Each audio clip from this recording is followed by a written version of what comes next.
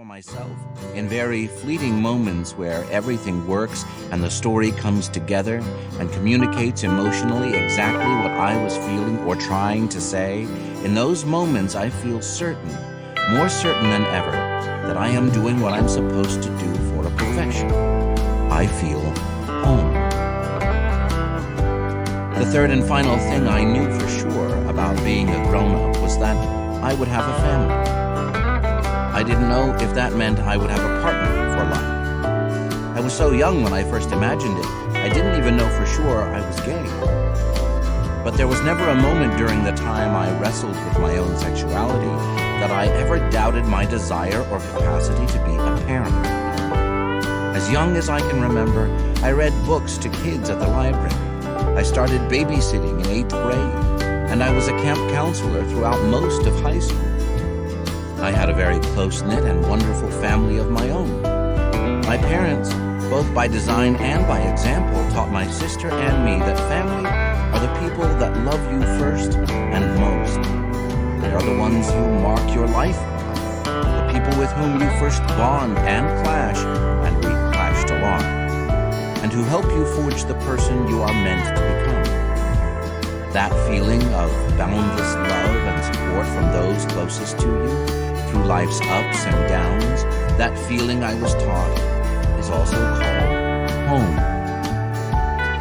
Now, as fate would have it, all three of my premonitions came true.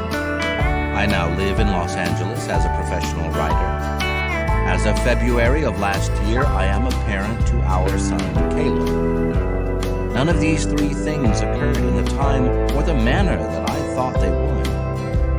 For instance, I became a parent much later than I imagined, in my early 40s, which was not, conveniently, the same time that my eyes went and I started developing new aches and pains that my doctor diagnosed as the incurable disease of middle age.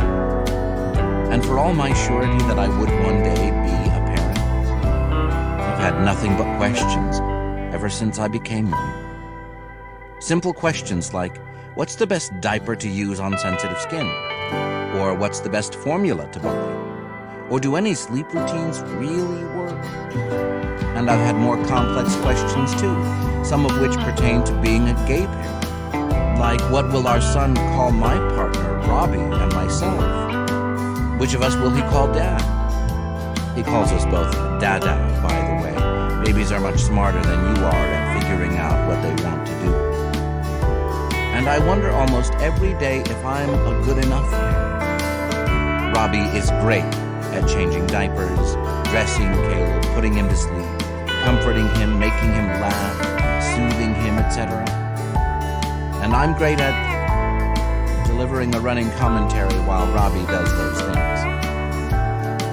I wondered before Caleb came if I would feel inferior or be competitive.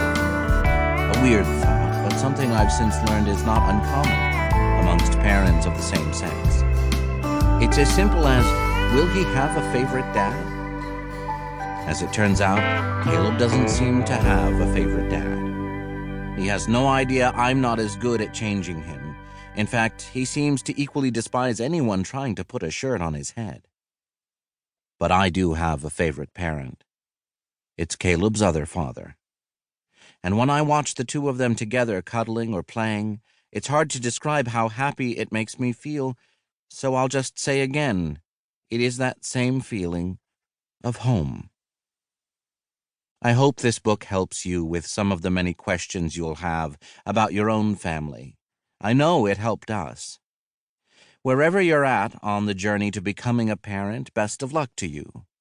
If you're still thinking and dreaming about it, don't give up hope.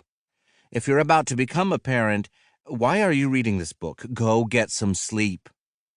And if you already are a dad or a mom, congratulations on fulfilling what was no doubt a life's dream of having a family and a home of your own. You are the luckiest person you've ever met. And so is your kid. Greg Berlanti, writer, director, producer. Introduction. Congratulations. You've decided to become a dad. You'll soon be entering a brand new